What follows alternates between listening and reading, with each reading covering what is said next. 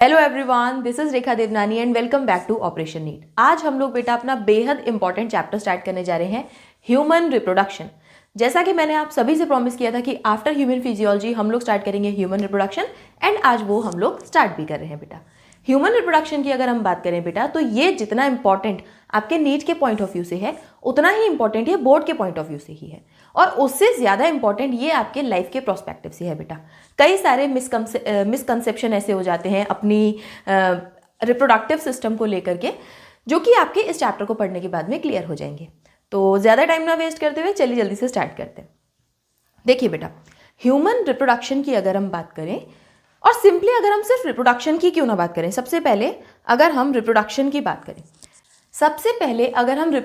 बात करें, तो reproduction, what is reproduction? Basically reproduction यानी कि रिप्रोडक्शन, समझ पा रहे हैं, स्प्लिट कर पा रहे हैं इसको? रिप्रोडक्शन। अगर हम किसी नॉन लिविंग थिंग की बात करें, अगर हमें कोई चीज़ दोबारा से बनानी है, मतलब और प्रोडक्शन करना है, हम लोग इंडस्ट्रीज में देख लें, कंपनीज में देख लें, कोई चीज़ें बनाई जा रही है, मान लीजिए चेयर्स बनाई जा रही है, प्रोडक्शन 1 बाय 1 होता जा रहा है।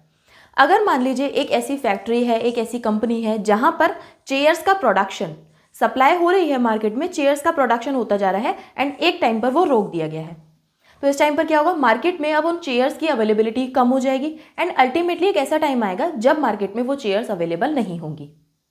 सेम ह्यूमंस की बात है, ह्यूमंस को छोड़िए, सेम लिविंग ऑर्गेनिजम्स की बात है। लिविंग ऑर्गेनिजम्स जैसे कि हम देख लें डायनासोर्स, हम लोग हमेशा बात करते हैं डायनासोर्स हुआ करते थे। हुआ कैसे करते थे? डायनासोर्स हुआ करते थे, क्यों? क्योंकि अब वो एक्सटिंक्ट हो चुके हैं, अब उनकी स्पीशीज जो हैं हमारे अर्थ पर नहीं मिलती हैं, हमें वो सर्वाइव नहीं कर पाए हमारे अर्थ पर। कुछ चेंजेस ऐसे आए जिसकी वजह से डायनासोर्स एक्सटिंक्ट हो गए, अब वो नहीं है। अगर किसी भी पर्टिकुलर ऑर्गेनिज्म को अपनी स्पीशीज को कंटिन्यू करना है, तो उसे रिप्रोड्यूस करना ही पड़ेगा। हर एक ऑर्गेनिज्म की बेटा एक पर्टिकुलर लाइफ स्पैन है, जैसे कि ह्यूमंस का एक पर्टिकुलर लाइफ स्पैन है। बर्थ हुआ है तो मेरा मरना भी होगा, अल्टीमेटली मेरी डेथ भी होगी कभी ना कभी, समझ रहे हैं? हर किसी की डेथ होनी है, तो डेथ होने से पहले हम लोग अपनी प्रोजेनी को इस प्यारे से अर्थ पर छोड़कर जाते हैं, जिससे कि हमारी कंटिन्यूटी ऑफ स्पीशीज रहे। ये हर ऑर्गेनिज्म, हर लिविंग ऑर्गेनिज्म कर रहा है। हमने छोटे छोटे बैक्टीरियाज पढ़े बायोलॉजिकल क्लासिफिकेशन में, हमने प्लांट किंगडम पढ़ा, वहां पर भी कई सारे मीन्स थे जिससे प्लांट रिप्रोड्यूस कर पा रहा था। एनिमल किंगडम में कई सारे छोटे से लेके बड़े ऐसे एनिमल्स हैं बेटा, जो कि कई तरीके से रिप्रोड्यूस कर रहे हैं। बात अगर हम लोग बेसिकली ह्यूमंस की करें, तो रिप्रोडक्शन देखिए और कई तरीके से हो सकता है। एसेक्सुअल हो सकता है, वेजिटेटिव हो सकता है, सेक्सुअल हो सकता है। Humans are always sexual reproducing organisms. Sexual reproduction का कीवर्ड, की पॉइंट अगर आप समझें, तो सेक्सुअल रिप्रोडक्शन की जब भी बात हो जाए, तो इसका एक की पॉइंट आप याद रखिएगा, यहां पर फ्यूजन ऑफ गैमीट्स होता है बेटा। क्या होता है? फ्यूजन ऑफ गैमीट्स, मतलब कि 2 गैमीट्स हमेशा फ्यूज करेंगे यहां पर। यह बात बड़ी ही इंपॉर्टेंट है, ठीक? 2 गैमीट जब तक फ्यूज नहीं करेंगे तब तक सेक्सुअल रिप्रोडक्शन की प्रोसेस नहीं हो सकती। ह्यूमंस की बात करें तो ह्यूमंस बेटा सेक्सुअल रिप्रोड्यूसिंग ऑर्गेनिज्म है, जो कि अपने यंग वन को बर्थ देते हैं। हम कभी भी अंडे नहीं देते हैं, वी आर विविपेरस। और हम में अगर हम देखें तो एक ह्यूमन मेल है या एक ह्यूमन फीमेल है, देखकर हम आसानी से पहचान लेंगे। उसके बॉडी स्ट्रक्चर को हम लोग देखकर आसानी से पहचान लेंगे कि ये मेल है या फिर ये फीमेल है, ठीक है? तो दीज आर सेक्सुअल डायमॉर्फिज्म इसमें हमें देखने के लिए मिलती है। अगेन सेक्सुअल डायमॉर्फिज्म मतलब आप देखकर पहचान लें कि मेल है या फीमेल, ठीक है? रिप्रोडक्शन इवेंट जो भी है हमेशा प्यूबर्टी के साथ या प्यूबर्टी के बाद स्टार्ट होते हैं। एनसीईआरटी ने आफ्टर दिया हुआ है, तो आप लोग आफ्टर मेंशन कर सकते हैं। आफ्टर किससे स्टार्ट होते हैं? अब देखिए 5, 6, 7, 8 साल का कोई बच्चा है या कोई बच्ची है, एक जैसे दिखते हैं। उसे आप बच्ची को लड़के के कपड़े पहना दो या एक लड़के को लड़की के कपड़े पहना दो, दोनों एक जैसे ही तो दिख रहे हैं। बट डिफरेंस कब होना स्टार्ट होते हैं? डिफरेंस इनमें स्टार्ट होते हैं आफ्टर प्यूबर्टी। प्यूबर्टी के बाद फीमेल की बॉडी में अलग डेवलपमेंट हो रहे हैं, जैसे कि ब्रेस्ट डेवलपमेंट हो रहा है बच्चियों में, मेंस्ट्रुअल साइकिल स्टार्ट हो गई है, पीरियड्स आने लगे हैं लड़कियों के। लड़कों के आप कहते हैं बियर्ड आने लगी हैं, फेशियल हेयर्स की ग्रोथ होने लगी है, लो पिच वॉइस हो गई है, मस्कुलर बॉडी हो गई है, देखकर अलग ही पहचान लेंगे। तो ये सारे चेंजेस आफ्टर प्यूबर्टी आ रहे हैं, करेक्ट? अब बात करें अगर हम लोग एक डेफिनेशन की, तो reproduction is a biological process, obviously it is a biological process to produce offsprings. हम लोग अपनी offspring बनाने की प्रोसेस कर रहे हैं. क्यों बना रहे हैं? क्योंकि हम चाहते हैं हमारी स्पीशीज इस धरती पर हमेशा रहे, हम कभी भी एक्सटिंक्ट होना नहीं चाहते हैं. तो continuity of species over the generation after generation हमारी स्पीशीज बरकरार रहे. इनफैक्ट एक फैमिली भी यही चाहती है कि उसका फैमिली ट्री हमेशा आगे बढ़ता रहे. ऐसा ना हो कि एक पर्टिकुलर सरनेम एक्सटिंक्ट हो जाए, वो फैमिली ट्री हमेशा बना रहना चाहिए. दैट इज़ द रीज़न कि फैमिली प्लानिंग किया जाता है, मैरिजेस की जाती हैं. इंडियन अगर हम लोग देखें सोसाइटी की बात, तो मैरिजेस हो रही हैं. मैरिजेस के बाद में कंटिन्यूटी ऑफ स्पीशीज हो रही है, ऑब्वियसली अपने वंश को आगे बढ़ाना. समझ रहे हैं? तो this process involves, this is a biological process to produce offspring for the continuity of species over the generation. ठीक है, इस डेफिनेशन से क्वेश्चन आ सकता है बेटा आपका. और ये कुछ ह्यूमन रिप्रोडक्शन, जो ह्यूमंस के कुछ ये फीचर्स हैं, ये आपको पता होने चाहिए. ठीक है, बात करें अगर हम लोग प्रोसेस की, तो मैंने आपको सबसे पहले मैंने आपको एक की पॉइंट बता दिया कि बेटा जहां पर सेक्सुअल रिप्रोडक्शन होगा वहां पर फ्यूजन ऑफ गैमीट होगा. क्या बताया मैंने आपको? फ्यूजन ऑफ गैमीट होगा. अब इन गैमीट्स को फ्यूज करने के लिए पहले गैमीट्स बनाने भी तो पड़ेंगे. तो सबसे पहले अगर हम रिप्रोडक्शन की बात करें तो सबसे पहला स्टेप होगा प्रोडक्शन ऑफ गैमीट्स, यानी कि गैमीटोजेनेसिस. मेल की बॉडी में स्पर्म बनेंगे, फीमेल की बॉडी में ओवा बनेगा, बट दोनों में ही गैमीटोजेनेसिस होगा. तो first step in sexual reproduction in human beings is gametogenesis. क्या होगा बेटा? ओहो, इसको कुछ ना कुछ हो जाता है. क्या होगा बेटा? यहां लिख लेते हैं हम लोग, थोड़ा सा नीचे लिख लेते हैं. स्पर्म इन मेल्स एंड ओवा इन फीमेल्स. फीमेल्स में बनेगा ओवा एंड स्पर्म बनेगा मेल्स में. अब ये गैमेट दोनों की बॉडी में बने हुए अलग अलग है. जब तक ये फीमेल के जेनाइटल ट्रैक्ट में इंसर्ट नहीं किए जाएंगे तब तक आगे प्रोसेस होगा ही नहीं, फ्यूजन हो ही नहीं पाएगा. तो फ्यूज करवाने के लिए एक जगह पर मिलाना पड़ेगा. मिलेंगे कहाँ? फीमेल जेनाइटल ट्रैक्ट में. तो मेल के स्पर्म्स इंजेक्ट किए जाएंगे, इंसर्ट किए जाएंगे, इंसेमिनेट किया जाएगा in the female genital tract. तो second step is insemination, correct, जिसको हम लोग कॉपुलेशन भी कहते हैं. करेक्ट. अब ये स्पर्म और ये ओवा का होगा फ्यूजन, जो कि हमारे सेक्सुअल रिप्रोडक्शन का मेन इवेंट है. क्या होगा? फ्यूजन, जैसे हम लोग फर्टिलाइजेशन कहते हैं बेटा. क्या कहते हैं? फर्टिलाइजेशन.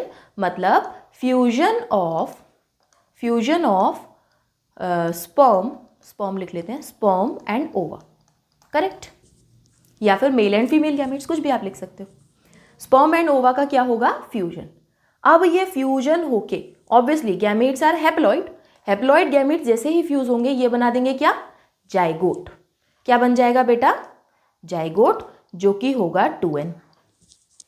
अब ये 2n जाइगोट जहां पर फर्टिलाइज हुआ है, हम लोग साइट ऑफ फर्टिलाइजेशन भी देखेंगे, जहां पर फर्टिलाइज हुआ है, अब इसके बाद डेवलप होना स्टार्ट होगा, क्योंकि इस सिंगल सेल जाइगोट को हम जैसा पूरा ह्यूमन बनाना है. समझ रहे? एक जब बेबी का बर्थ होता है 2.5-3 किलो के बच्चे होते हैं. 3.5 का तो आपको कोई सेंस नहीं है.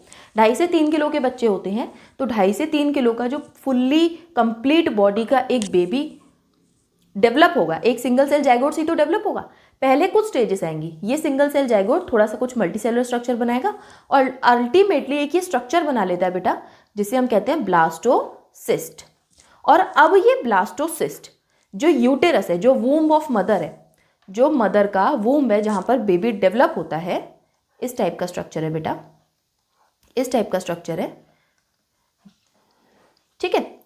ये जो मदर का वूम्ब है, यहां पर बेबी का डेवलपमेंट होगा. तो जहां पर भी ये फर्टिलाइज हुआ है, इधर से आकर यूटेराइन वॉल में इम्प्लांट हो जाएगा, अटैच हो जाएगा. This attachment of blastocyst in uterine wall is called as implantation. और अब ये बच्चा यूटेरस की वॉल पे ऐसे चिपका हुआ है. अब ये धीरे धीरे धीरे धीरे डेवलप होगा, पूरे 9 महीने का पीरियड लेगा और एक फुल्ली मैच्योर्ड बेबी बनेगा. ये जो 9 महीने का पीरियड है, इसे हम लोग कहते हैं जेस्टेशन पीरियड. क्या? 9 मंथ पीरियड. क्या है ये? Gestation period.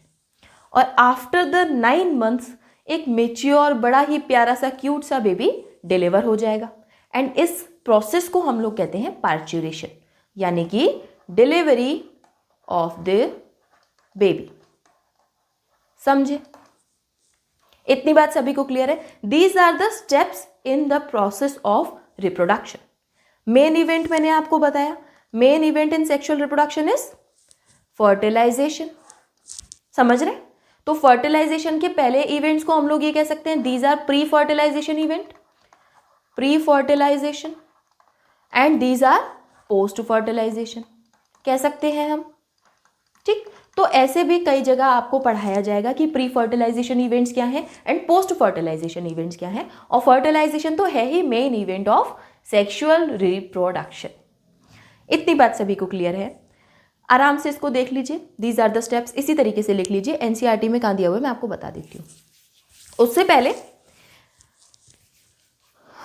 ये देख लीजिए, एनसीईआरटी देख लीजिए। पहले अपनी एनसीईआरटी को साइड में खोल कर रखिए, जो मैं हाईलाइट करा रही हूँ उसे हाईलाइट करते जाइए बेटा।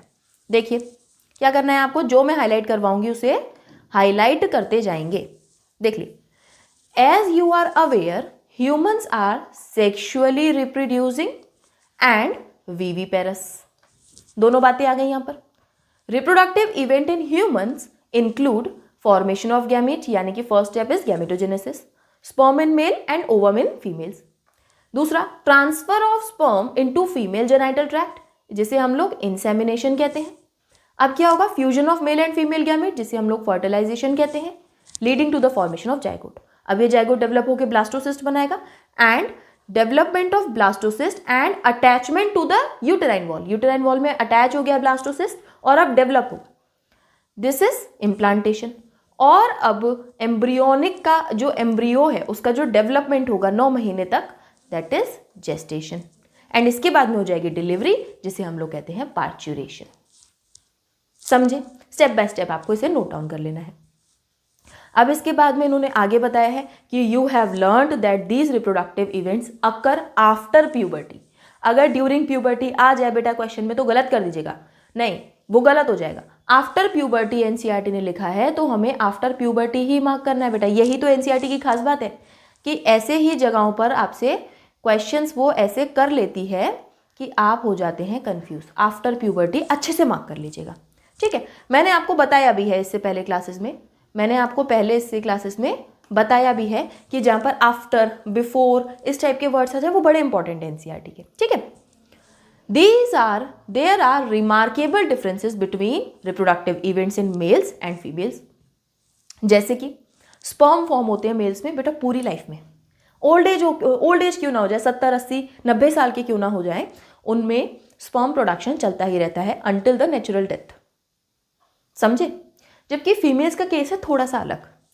फीमेल्स का केस ऐसा है बेटा कि इनका जैसे ही प्यूबर्टी आती है मेंस्ट्रुअल साइकिल स्टार्ट हो जाती है। कहते हैं लड़की को पीरियड्स आ रहे हैं, मेंस्ट्रुअल साइकिल स्टार्ट हो गई है। तो जो फर्स्ट पीरियड्स आए हैं उसे, जो फर्स्ट मेंसेस हुआ है उसका, उसे हम लोग कहते हैं मेनार्क, मतलब अब मेंस्ट्रुअल साइकिल स्टार्ट हो गई है। And at the age of 45 to 50, NCERT just 50 कहती है तो 50 समझिए, एट द एज ऑफ 50 ये मेंस्ट्रुअल साइकिल होना स्टॉप हो जाती है। मतलब अब उस लड़की को या उस लेडी को पीरियड्स आना रुक जाते हैं। रीज़न कि अब ओवरीज में ओवा नहीं बचा है, अब ओवा रिलीज ही नहीं हो रहा है, तो अब उस फीमेल की बॉडी में ओवा खत्म हो चुका है।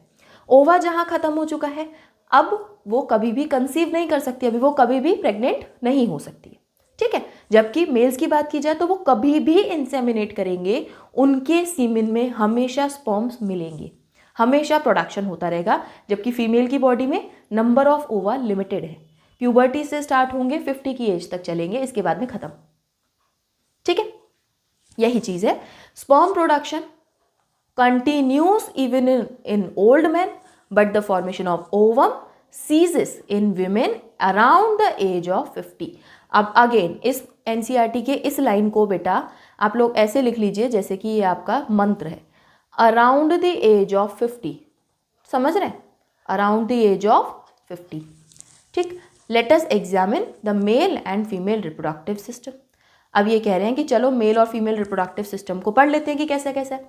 सिंपल सी बात है ना, हमें सारे स्टेप्स पढ़ने हैं। हम गैमेटोजेनेसिस देखेंगे, insemination, fertilisation, implantation, gestation, parturition, सब हमें पढ़ना है।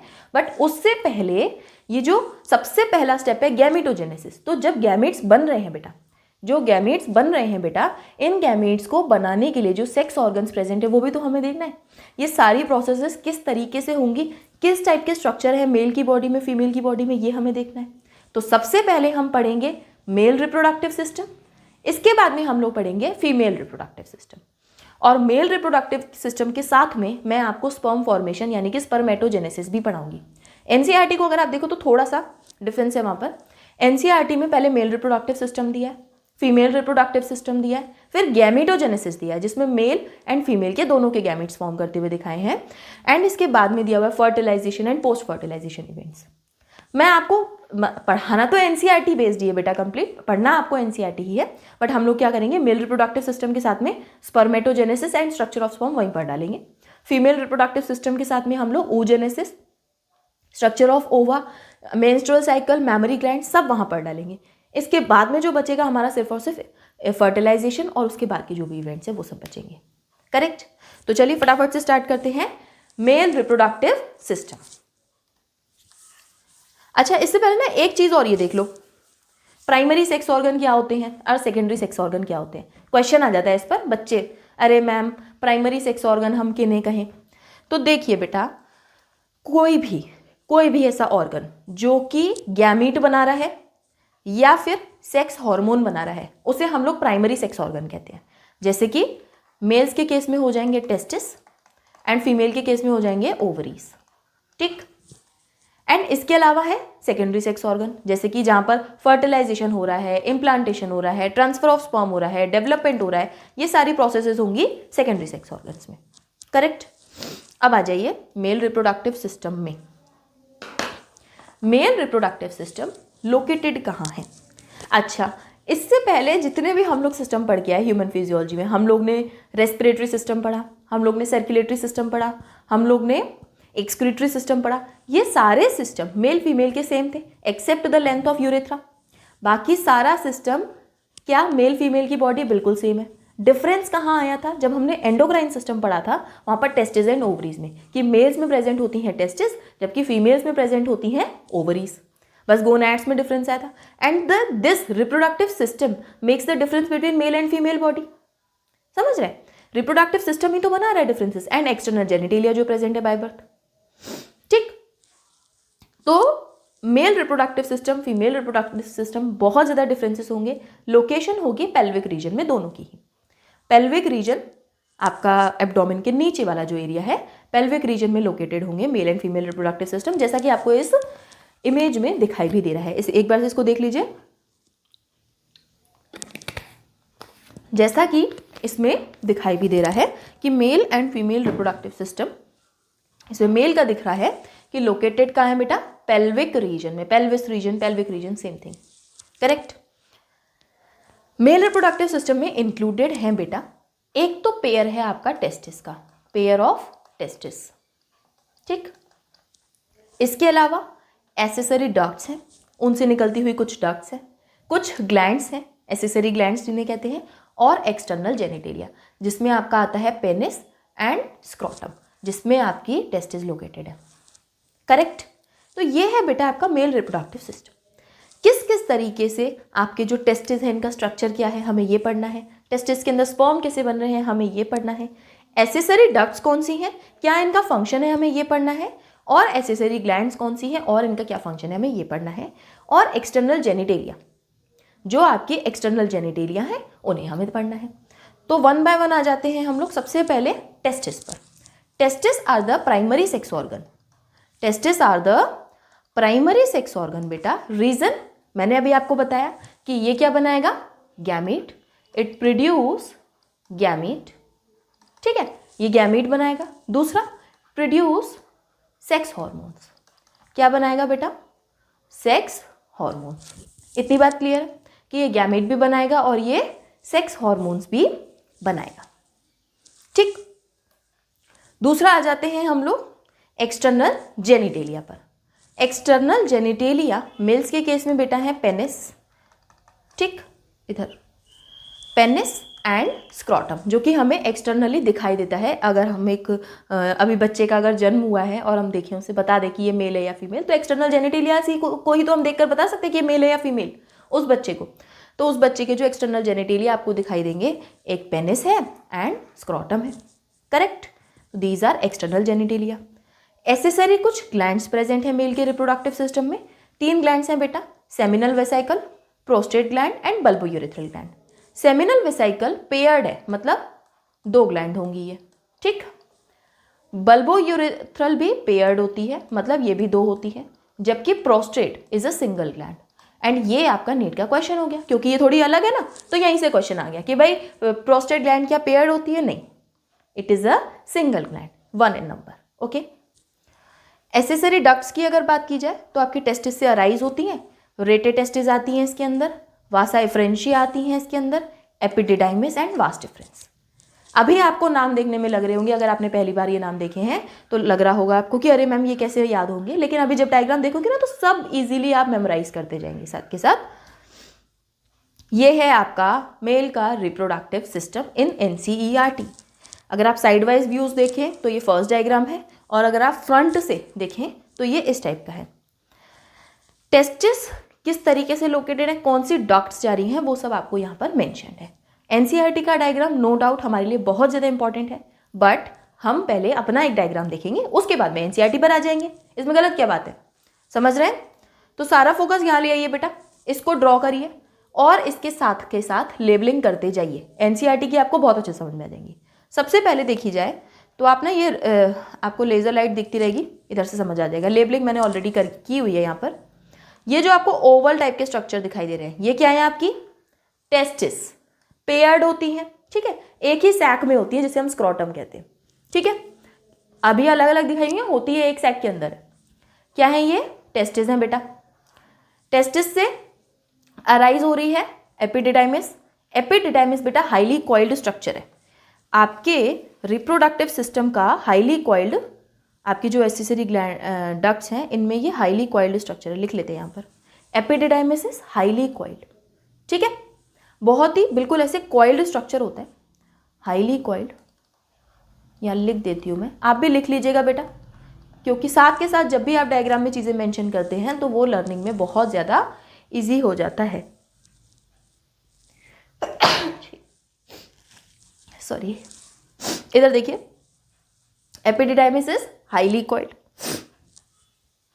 कॉइल्ड है और कॉइल हो होकर इतनी छोटी हो गई है कि आप इमेजिन भी नहीं कर सकते। इसकी लेंथ 6 मीटर की होती है बेटा। कितनी है इसकी? 6 मीटर की इसकी लेंथ होती है। और इसका काम क्या है? ये स्पर्म, टेस्टिस के अंदर स्पर्म बने, इनको ट्रांसफर करती है और थोड़े टाइम के लिए अगर स्टोर करने हैं तो स्टोर भी करके रखती है, ठीक है। Transfer and storage of sperm. तो हम लोग जो मेन फंक्शन है इसका वो लिख लेते हैं यहाँ पर, temporary store sperm. Temporary storage of sperm का होगा आपके एपिडिडाइमिस में। अब ये भेज दिया जाएगा वास डिफरेंस में, ठीक है। टेस्टिस से एपिडिडाइमिस, एपिडिडाइमिस से वास डिफरेंस, ठीक है, वास डिफरेंस में भेज दिया जाएगा। अब ये जो वास डिफरेंस है बेटा आपका, अब ये जो वास डिफरेंस है आपका, अब ये जो क्या है वास डिफरेंस आपका, ये देखिए लेजर पॉइंट के साथ में चलते जाइए, ये आपके यूरिनरी ब्लैडर के पीछे से आ रहा है, बना हुआ आगे है, आ कहाँ से रहा है? ये पीछे से आ रहा है। और जैसे ही ये पीछे जा रहा है, पीछे से मिल जाती है सेमिनल वेसाइकल, जो कि क्या थी हमारी? पेयर्ड थी। सेमिनल वेसाइकल पेयर्ड थी। कैसी थी बेटा? पेयर्ड थी। ये दोनों इस तरीके से ओपन हो रही हैं और जो आपकी वास डिफरेंस आ रही है उनमें हो गई ओपन। इसे बड़े ध्यान से देखिए, यहाँ पर देखिए कि ये आ रही है आपकी वास डिफरेंस। ये सारा सीन कहाँ चल रहा है? यूरिनरी ब्लैडर के पीछे। और यहाँ पर है आपकी, ये हो गई prostate gland, seminal vesicle. Seminal vesicle इनमें अपना सेक्रीशन मिक्स करती हैं, ठीक है, और स्पर्म के साथ इनका सेक्रीशन मिक्स हो जाता है और ये बन जाती हैं आपकी एजैकुलेटरी डक्ट। एजैकुलेटरी डक्ट में पीछे से आ जाता है यूरेथ्रा, जो आपका यूरिनरी ब्लैडर है उसका आ जाता है पीछे से यूरेथ्रा। ये तो आपकी एजैकुलेटरी डक्ट आपको समझ में आ रही है, ये बन गई है। इनके पीछे से आपको कहीं यूरेथ्रा भी मिक्स हो रहा है और ये कॉमन पाथवे हो जाता है यूरिन का और आपके सीमेन का, इसके ही जस्ट सेम पॉइंट पर मिल जाएगी आपको प्रोस्टेट ग्लैंड, सिंगल है ये, इस तरीके से लूप कर रही है, और इसके जस्ट नीचे मिल जाएगी आपको बल्बो यूरेथ्रल ग्लैंड। समझ पा रहे हैं? मतलब आपको ये इमेजिनेशन थोड़ी सी समझ में आ जाए बेटा, एक बार फिर से देख लीजिए। दो आ रहे हैं आपकी वास्ट डिफरेंस, इसके साथ में आपको सेमिनल वेसिकल के सेक्रेशन मिल गए।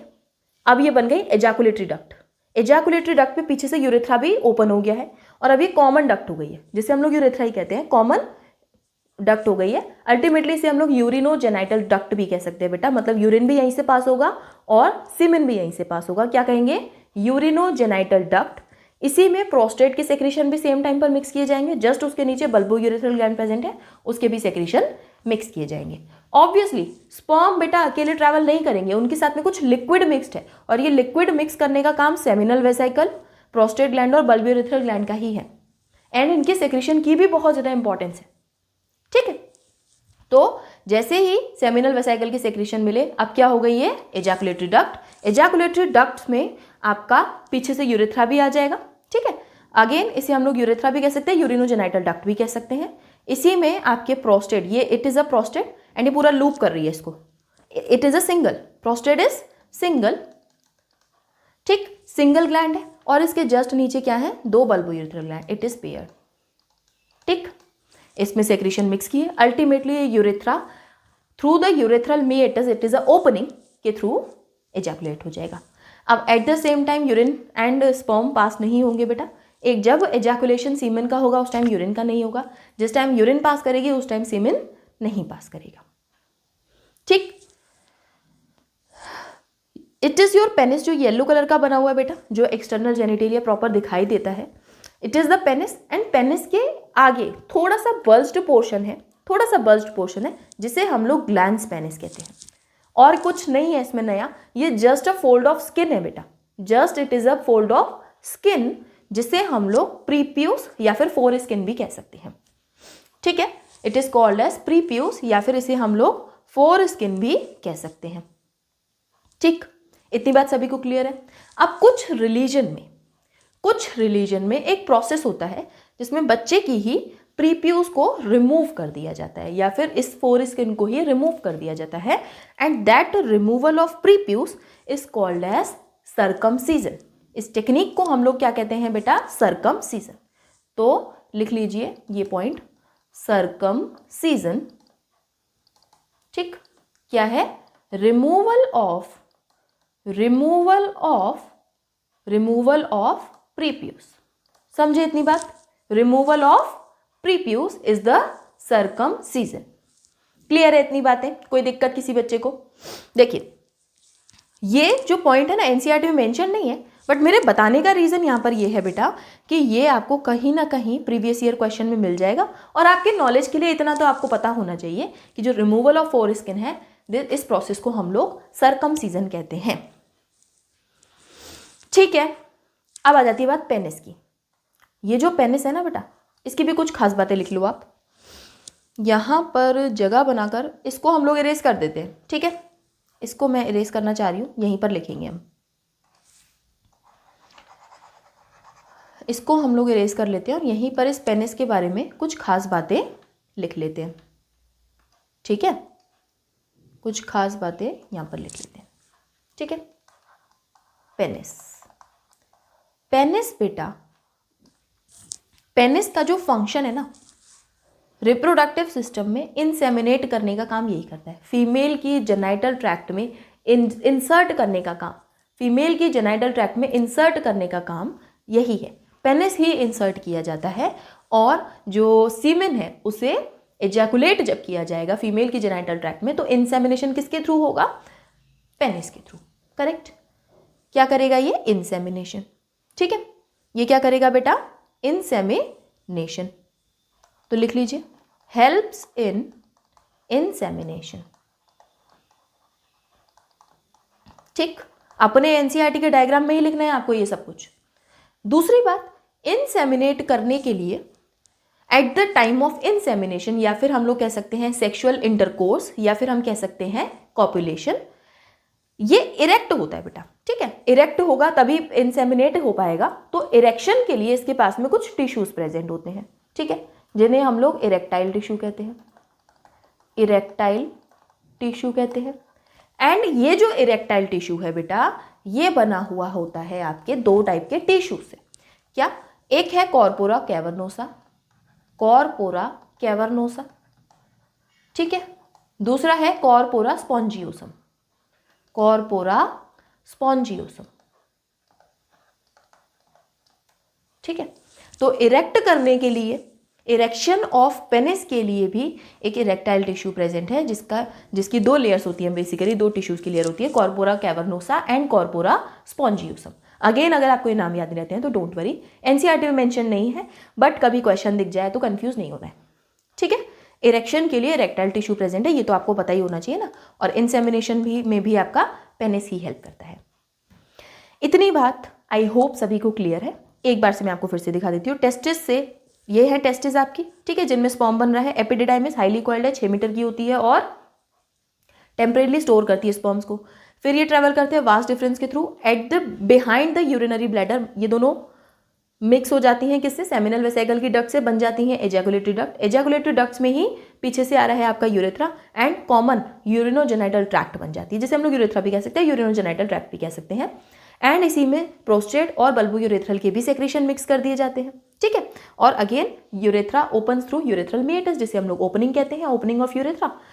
बात की जाए पेनिस की, तो penis helps in insemination. And दूसरा इरेक्टाइल टिश्यू प्रेजेंट है, corpora cavernosa, corpora spongiosum. The tip of the penis थोड़ा सा बर्स्ट होता है, जिसे हम लोग, बर्स्ट क्यों है? एक फोल्ड ऑफ स्किन है, जिसे हम लोग फोर स्किन या फिर प्रीप्यूस भी कह सकते हैं। अगर इस प्रीप्यूस को किसी रिलीजन में रिमूव किया जा रहा है तो उस टेक्निक को सर्कमसीजन कहते हैं। क्लियर?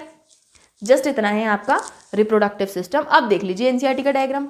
देखिए, ये है टेस्टिस, ये है एपिडिडाइमिस, ठीक। एपिडिडाइमिस से क्या अराइज हुए? Vas difference.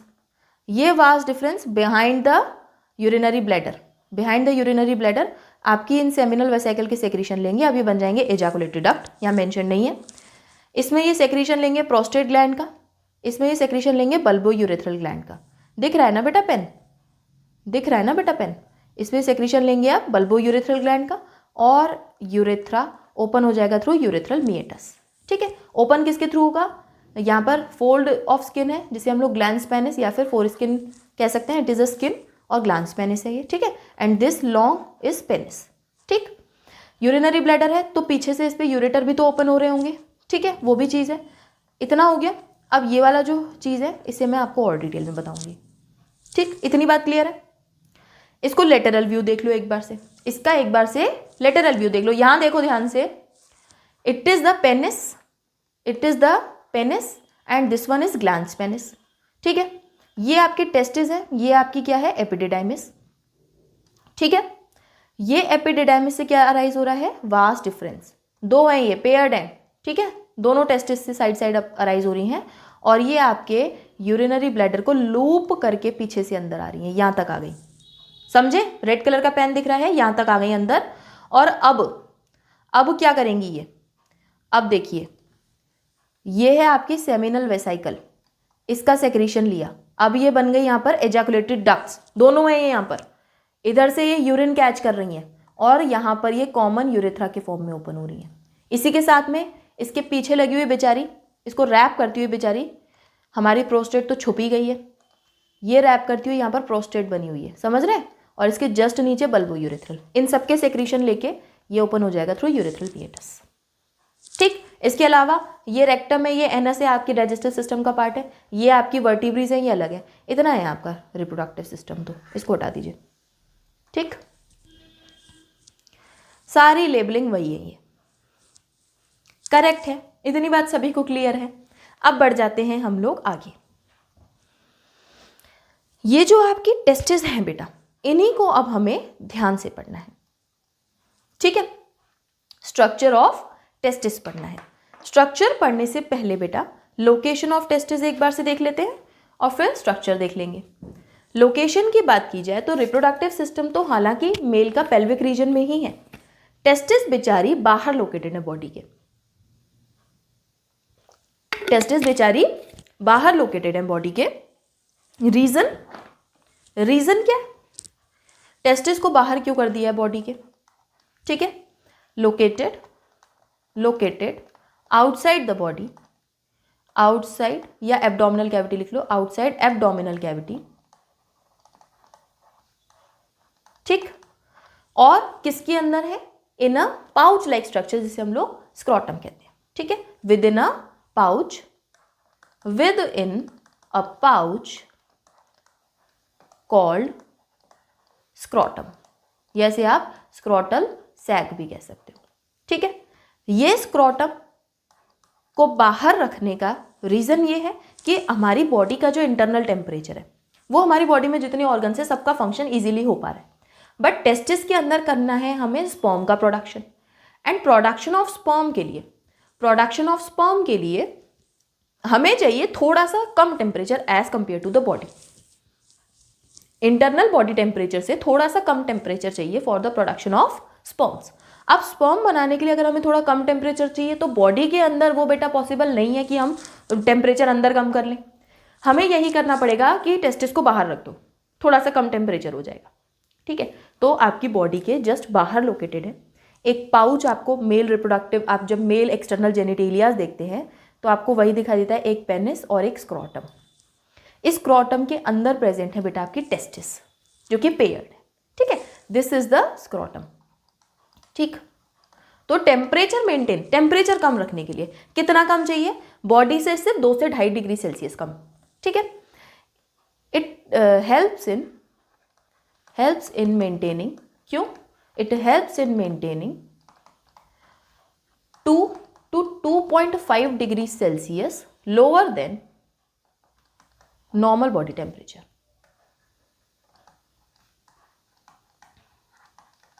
ठीक है, अब ऐसी जरूरत क्या है? It is required for the production of sperm, यानी कि spermatogenesis, which is necessary for production of sperm,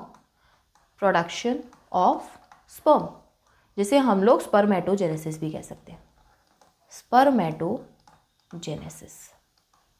clear? इतनी बात सभी को क्लियर है कि भाई हमें थोड़ा सा टेम्परेचर कम करना पड़ता है क्योंकि हमारे स्पर्म्स प्रोड्यूस ही नहीं हो पाएंगे। ठीक है, इतना हो गया। टेस्टिस की अगर बात की जाए बेटा तो ओवल शेप की ये दिखाई देती है। कैसी है ये? ओवल शेप की है।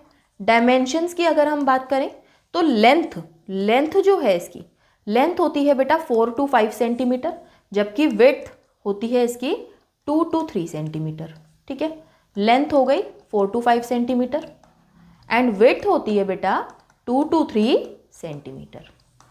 ठीक है, इतनी बात, कोई दिक्कत किसी को? क्लियर? ये तो हो गई आपके टेस्टिस। अब इस टेस्टिस को अंदर से देखने पर क्या दिखाई देगा वो देख लेते हैं। अब इस टेस्टिस को हम लोग अंदर से देख लेते हैं, इसको देख लेते हैं। ठीक है, अंदर से देखने पर क्या, इस टेस्टिस को ऐसे कट कर लेते हैं सीधा सीधा। ठीक है, ऐसे इसका LS ले लेते हैं। जैसे इसे एक टेस्टिस है ये, इसे अगर हम ऐसे कट करेंगे तो बेटा कुछ इस तरीके की दिखाई देंगी। कट करके अंदर से कैसी हैं ये देख लेते हैं बेटा, दोनों में होगा ये काम। ठीक है, जैसे ही हम कट करते हैं तो सबसे पहली बात तो बाहर एक डेंस कवरिंग होती है। ठीक है, वो तो आपको वैसे भी दिखेगी, बाहर एक डेंस कवरिंग है। डेंस कवरिंग एक बाहर है। कवरिंग किस किस की बनी हुई है आपके सिलेबस में नहीं है, फालतू में इतना जानना ही नहीं है आपको। डेंस कवरिंग है। इसके अंदर बेटा, अंदर बने हुए थे कंपार्टमेंट। जैसे आप किसी फ्लैट में रहते हो या आप किसी होटल में जा रहे हो तो बड़े सारे रूम है ना, एंड ये सारे रूम ओपन हो रहे होते हैं एक हॉल में। कई सारे रूम हैं जो कि ओपन हो रहे होते हैं एक हॉल में। ऐसे ही इसका सीन है, इसमें कई सारे कंपार्टमेंट बने हुए हैं बेटा।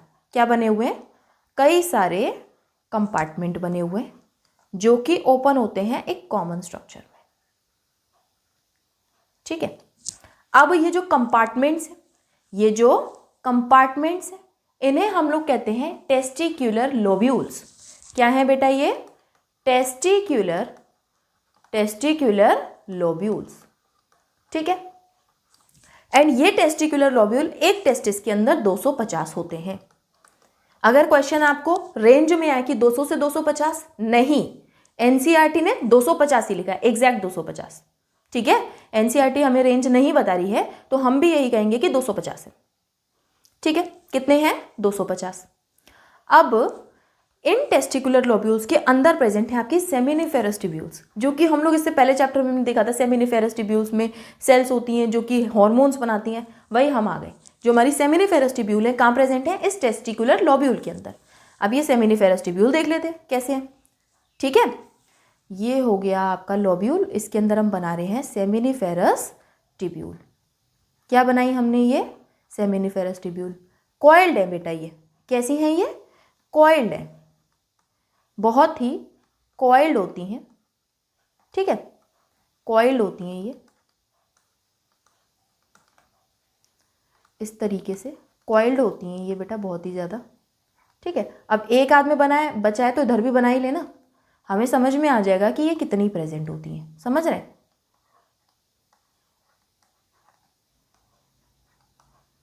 ठीक है, ये क्या है? येलो कलर की जो हमने ड्रॉ कर दी, these are seminiferous tubules. Seminiferous tubules. ये सेमिनिफेरस ट्यूब्यूल्स का नंबर अगर हम देखें बेटा तो 1 2 3 होती हैं एक लोब्यूल में, इन अ लोब्यूल। एक लोब्यूल में कितनी होंगी? 1 से 3। तो हमने 1 भी ड्रॉ की, 2 भी ड्रॉ की, 3 भी ड्रॉ की, तो 1 2 3 होती हैं इन ईच लोब्यूल। ठीक है, अब कितने कंपार्टमेंट हैं? टेस्टिकुलर लोब्यूल कितने हैं? 250, और हर लोब्यूल के अंदर 1 से 3 के बीच में आपको टेस्टिकुलर लोब्यूल मिल सकती है और सेमिनिफेरस ट्यूब्यूल्स मिल सकती हैं। ठीक है, ये सेमिनिफेरस ट्यूब्यूल्स के अंदर बनेगा स्पर्म, एंड ये स्पर्म्स सारे के सारे भेज दिए जाएंगे आपके इस कॉमन रीजन में जिसे हमने हॉल कहा था। इस रीजन को हम लोग कहते हैं रेटे टेस्टिस। क्या कहते हैं बेटा? इस कॉमन रीजन को हम लोग कहते हैं रेटे टेस्टिस। यहाँ लिख लीजिए, रेटे टेस्टिस। ठीक है, ये क्या करेगा? जितने भी सेमिनिफेरस ट्यूब्यूल्स है सबसे स्पर्म्स को ले लेगा, कलेक्ट हो जाएंगे यहाँ पर, और यहाँ से ट्यूब्यूल्स के थ्रू, यहाँ से कुछ डक्ट्स के थ्रू ये ओपन हो जाएगा इनटू, ये ओपन हो जाएगा इनटू एपिडिडाइमिस, जो कि हमने वहाँ ड्रॉ भी किया था ना, ये स्ट्रक्चर जो कि आपके टेस्टिस के पोस्टीरियरली अटैच्ड होता है, epididymis. This is your epididymis. ठीक है, क्या है ये? एपिडिडाइमिस। एपिडिडाइमिस और रेटे टेस्टिस को कनेक्ट करने वाली जो डक्ट्स हैं, एपिडिडाइमिस एंड रेटे टेस्टिस को कनेक्ट करने वाली जो डक्ट्स हैं बेटा, इनका नाम है वासा इफरेंशिया। क्या नाम है? वासा इफरेंशिया। ठीक, 12 से 14 होती हैं ये लगभग। ठीक है, रेटे टेस्टिस से स्पर्म को ले लेके एपिडिडाइमिस के पास भेज देंगी। अब ये एपिडिडाइमिस बड़ा मेहनती, ये एपिडिडाइमिस टेम्परेरी स्टोर करेगा। क्या करेगा?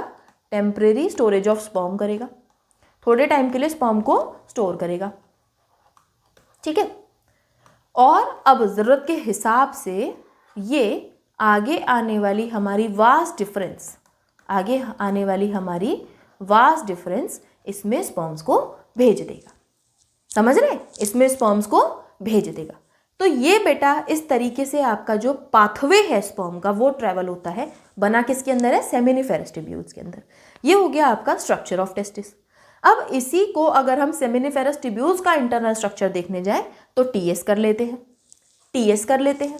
जैसे ही हम देखिए, जैसे ही हम इस टेस्टिस को इधर से कट करके देखें, अगर इधर से हम कट करके देखें, पेन को देख लीजिए क्योंकि फिर आपके नोट्स खराब हो जाएंगे अगर मैं ड्रॉ कर देती तो। इस तरीके से अगर हम यहाँ से इसको कट कर दें, इस तरीके से यहाँ से अगर हम इसको कट कर दें और इसको देखने जाएं तो ये कुछ ऐसा दिखाई देगा बेटा, ये कुछ ऐसा दिखाई देगा। ठीक है, हम मान लेते हैं कि एक लोब्यूल को हम लोग देख रहे हैं। ठीक है, हम मान लेते हैं कि हम एक लोब्यूल को देख रहे हैं, उसके अंदर हमें दिखाई दे रही हैं 3 सेमिनिफेरस ट्यूब्यूल। क्योंकि कट हो गई हैं तो ऐसे दिखाई देंगी। अब ये कट हो गई है ना ये बेचारी ऐसे, अब ये ऐसे दिखाई देंगी। हम इनमें झांक रहे हैं अंदर। ठीक है, ठीक है, ठीक है। अच्छा, ये सेमिनिफेरस ट्यूब्यूल में भी लिख लीजिए हाईली कॉइल्ड होती है ना, ये इंपॉर्टेंट पॉइंट है। ठीक है, अब हम इसे देख रहे हैं, जैसे हम इसे ऐसे देख रहे हैं, सेमिनिफेरस ट्यूब्यूल्स को अंदर देख रहे हैं, सामने देख रहे हैं, हम सेमिनिफेरस ट्यूब्यूल के अंदर झांक रहे हैं। जैसे ही हम इसके अंदर देखेंगे हमें मिलेगी इसके अंदर सेल्स की लाइनिंग। इसके अंदर बहुत सारी सेल्स है बेटा, ऐसे लाइंड सेल्स है।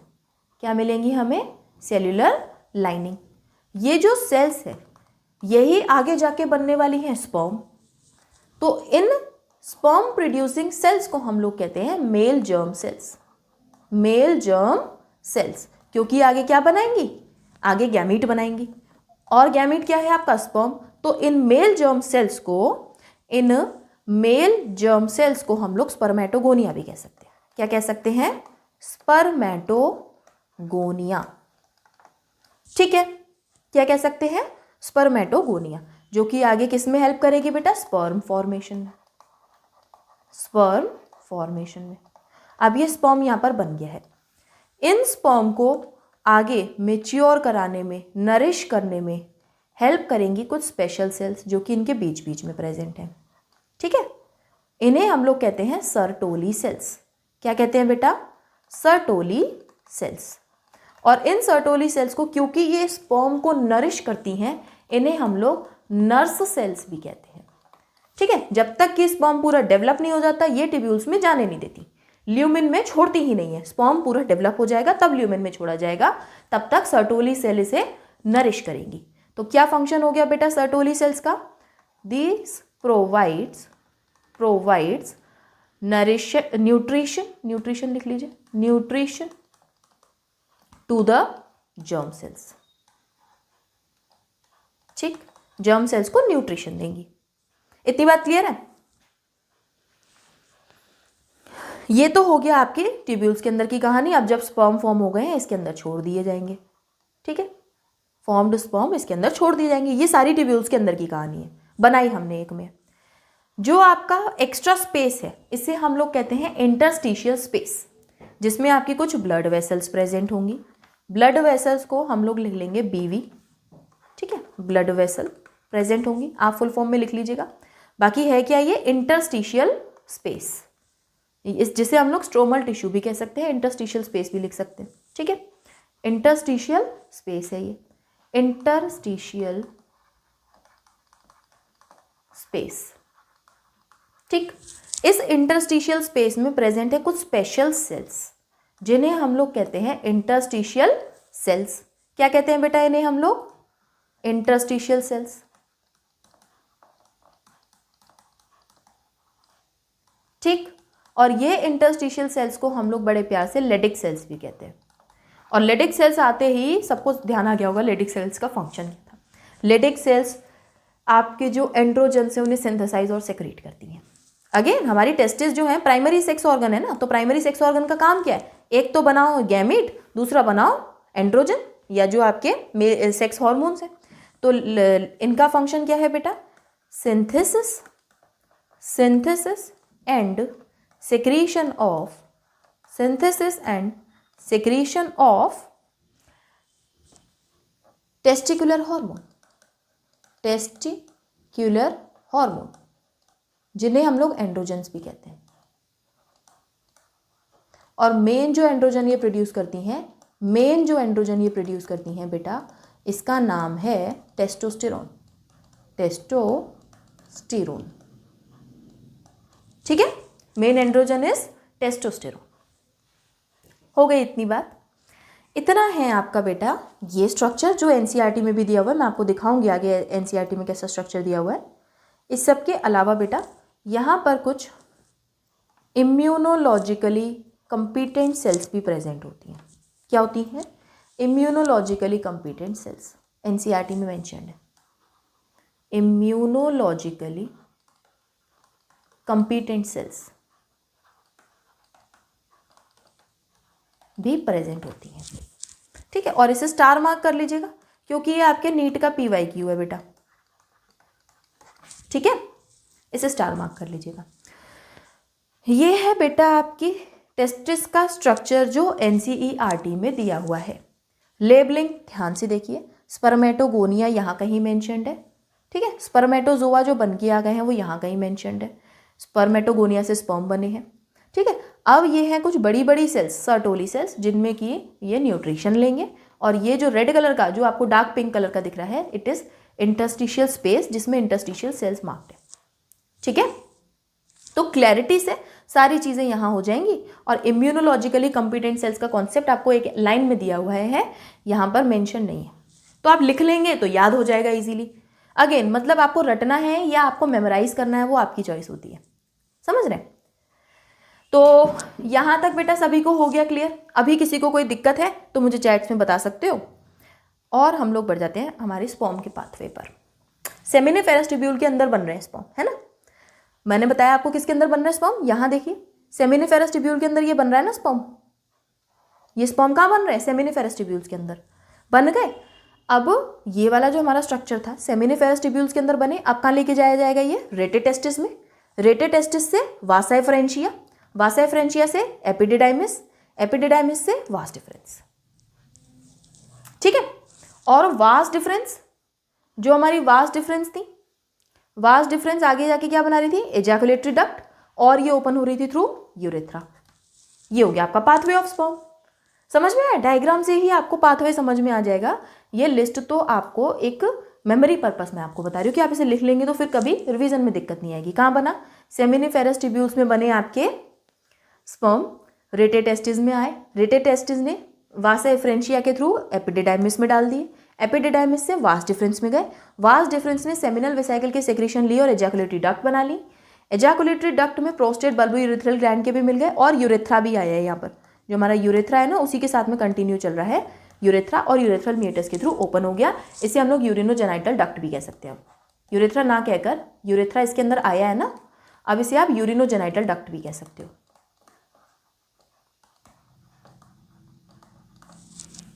ठीक है। यूरेथ्रल मीटस से बाहर, इतनी बात क्लियर है। तो स्पर्म कैसे, कहाँ बनेगा और किस तरीके से ट्रैवल करके आएगा, इतनी बात आपको समझ में आ गई है। इन जो आपकी ये डक्ट्स थी, इनका काम क्या था, एसेसरी डक्ट्स का काम क्या था, आपके स्पर्म्स को ट्रांसफर करना और थोड़ी टाइम के लिए स्टोर करना, बस ये दो काम कर रही थी। रेटेटेस्टिस हो गई, आपकी वासा फ्रेंचिया हो गई, एपिडिडाइमिस हो गई, वास डिफरेंस हो गई, इन सब का काम ही क्या था कि ये या तो स्पर्म को इधर से उधर पास कर रही थी या फिर थोड़े टाइम के लिए स्टोर कर रही थी, इतना ही तो काम है। तो एसेसरी डक्ट्स का फंक्शन ही है storage and transport of sperms, ठीक है। अब आ जाता है फंक्शंस ऑफ एसेसरी डक्ट्स। थोड़ा सा ध्यान से देख लीजिए, एक एक डक्ट का फंक्शन हम लोग देख लेते हैं। Storage and transportation of sperm कर रही है रेटेटेस्टिस। रेटेटेस्टिस जो है बेटा, रेटेटेस्टिस का अगर हम फंक्शन देखें तो ये क्या करती है, सेमिनल जो आपका जो आपके स्पर्म्स हैं वो सेमिनल ट्यूब से, सेमिनल ट्यूब सेमिनिफेरस ट्यूब्यूल है बेटा,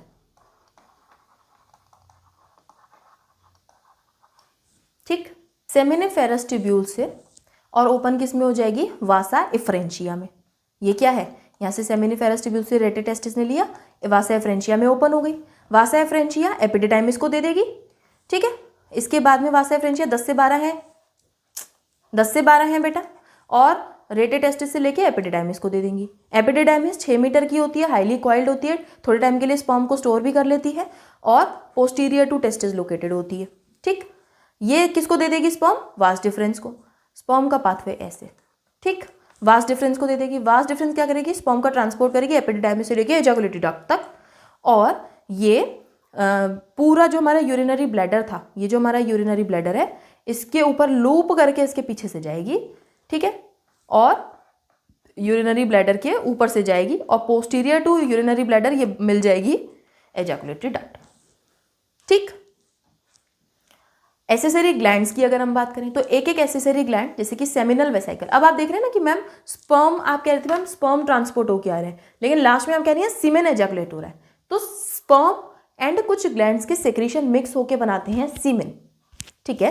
स्पर्म एंड कुछ ग्लैंड्स का सेक्रीशन, फ्लूइड सेक्रीशन मिक्स होके बनाता है सीमेन।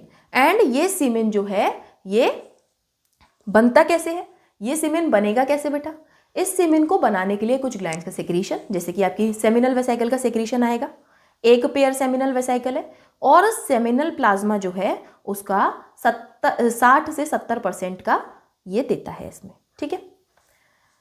और इसमें बेसिकली होते हैं फ्रक्टोज और प्रोस्टाग्लैंडिन। लोकेटेड कहाँ है, ये आपका यूरिनरी ब्लैडर के पीछे लोकेटेड है, ठीक है, यूरिनरी ब्लैडर के पीछे लोकेटेड है, ठीक है।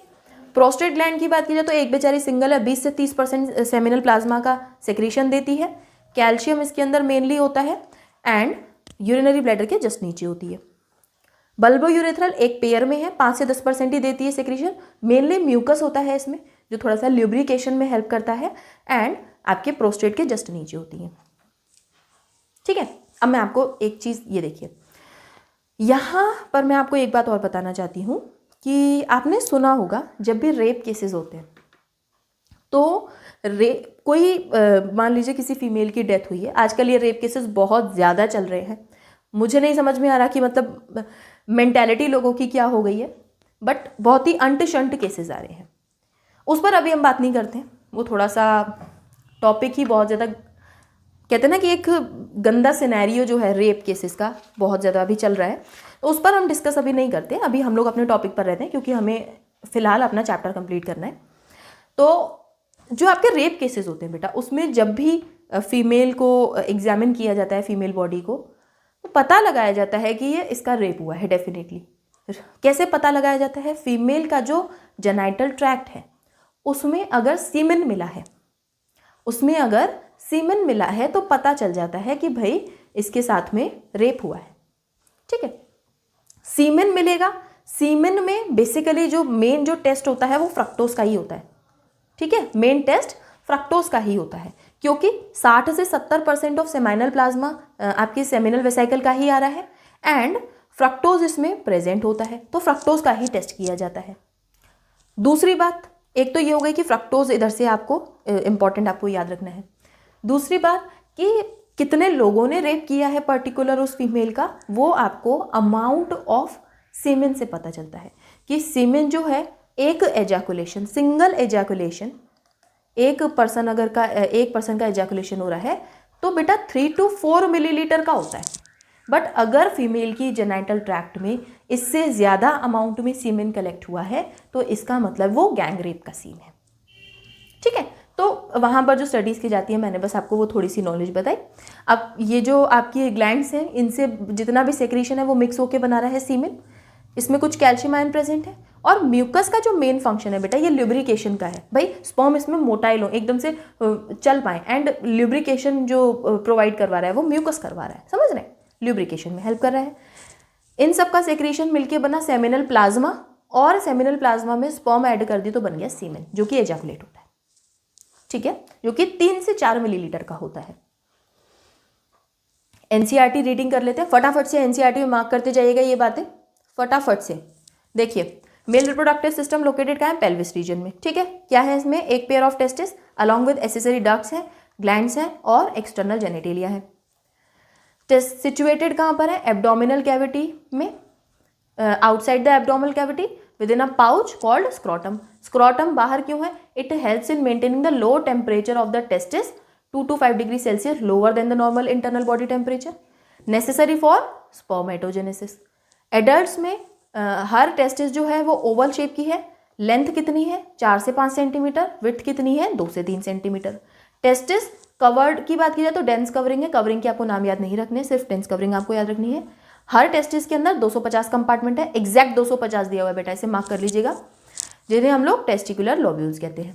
ठीक, हर लोब्यूल के अंदर हाईली कॉइल्ड 1 to 3 दिया हुआ है बेटा, 1 to 3 highly coiled seminiferous tubules होती हैं, जिसके अंदर स्पर्म प्रोड्यूस होते हैं। हर सेमिनिफेरस ट्यूब्यूल लाइंड होती है अंदर से बाय 2 टाइप ऑफ सेल, जिन्हें हम लोग male germ cells and Sertoli cells कहते हैं। ठीक है, male germ cell undergo meiotic division and finally leading to sperm formation, while the Sertoli cells provide nourishment to the germ cells. ठीक, the region outside the seminiferous tubule उसे हम कहते हैं interstitial space, जो हमने ड्रॉ करके देखा, जहाँ पर स्मॉल ब्लड वेसल्स मिलेंगी एंड इंटरस्टिशियल सेल्स मिलेंगी, जिन्हें हम लोग लेटिक सेल्स भी कहते हैं। लेटिक सेल्स का काम क्या है? Synthesis and secretion of testicular hormone called, जिन्हें हम लोग एंड्रोजन्स कहते हैं, और मेन कौन सा? टेस्टोस्टेरोन। लिख लीजिएगा, एनसीईआरटी का ही है, केमिकल कोऑर्डिनेशन एंड इंटीग्रेशन में लिखा हुआ है। ठीक है, और इसके अलावा other immunologically competent cells are also present, दिया हुआ है ना, यही मैंने आपको वहाँ ड्रॉ करवाया था, तो वहाँ कर लीजिएगा। ठीक है, ये आपकी एनसीईआरटी का निचोड़ हो गया। मेल सेक्स एसेसरी डक्ट में आती हैं आपकी rete testis, vasa efferentia, epididymis and vas deferens. ये 4 हैं आपकी mail sex accessory ducts.